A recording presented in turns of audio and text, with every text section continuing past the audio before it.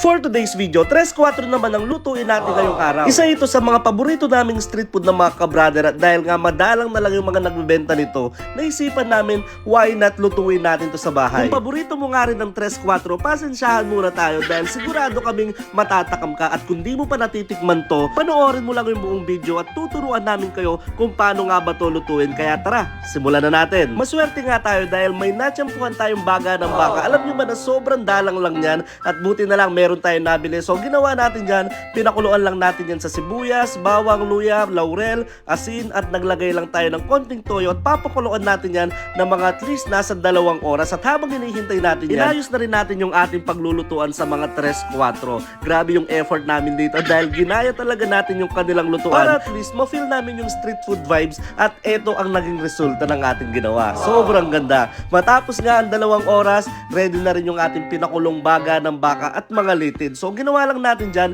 hiniwa-hiwa lang natin. Kadalasan mga hiwa nito malilit lang. Pero dahil tayo naman din nakakain, nilakihan na natin yung mga hiwa para hindi tayo mabitin at pati sa mga litid, malalaki din yung hiwa. At pagkatapos nga nating ma-prepare yan, lalagyan na natin ng asin, asukal, maglalagay tayo ng paminta at pampakulay na tswete powder. So bali, halu-haluin nyo lang yan mga ka-brother hanggang mamix lahat ng pampalasa at kapag okay na, magtutuhog na tayo. At kung umabot ka nga pala sa part ng video to ka-brother, paki-comment naman kung tagasan ka para alam namin kung saan umabot yung video. At matapos nga natin tuhugin yung ating mga 3-4, syempre, dito na tayo sa exciting part, sa pagluluto. So, ang diskarte namin dito, habang hindi pa ganun kainit yung mantika, isinalang na natin yung ating mga first batch at dahang-dahan natin pinainit yung mantika sa medium heat lang. Sobrang bango ng amoy mga ka-brother. Talaga namang nakakatakam at matapos nga lang ng ilang minutong pagluluto, okay na yung ating first batch. So, ang ginawa natin dyan, sinalang na natin yung second batch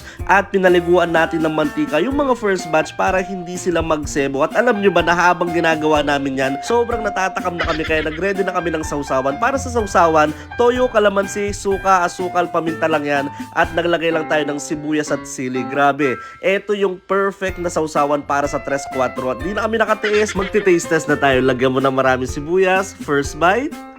You know, grabe. Sobrang linamnam ng baga ng baka. At the same time, napasarap pa siya dito sa ginawa nating sausawan. Perfect combination talaga. Ewan ko ba sa tuwing kumakain ako ng 3-4, napapalaban ako ng gusto sa sobrang sarap. Bali, ang ginawa ko nga dyan, pinagsama ko na yung litid at baga ng baka. Nilagyan ng maraming sibuyas. Grabe. Sobrang solid na bite yun mga ka-brother. Hindi ko nga namalayan dyan, nakarami na pala ako. Kaya medyo tinigilan na natin kasi hindi na rin maganda yung sobra. At si ka-brother Jake na rin na magti-taste test. You know, talagang nakakatakam. Pasensya na nga pala sa mga naglalaway sa mga oras na ito. Bukas, hanap na kayo ng 3-4. Kung wala kayong makita, pwede nyo namang gawin sa bahay. At si ka-brother Jake talagang sobrang nag-enjoy siya dito sa ginawa natin. Lalong-lalo na itong litid. Napakasarap. Sobrang linamnam. Lasang-lasa mo talaga yung baka. At syempre, hindi papahuli si ka-brother G. You know? Grabe.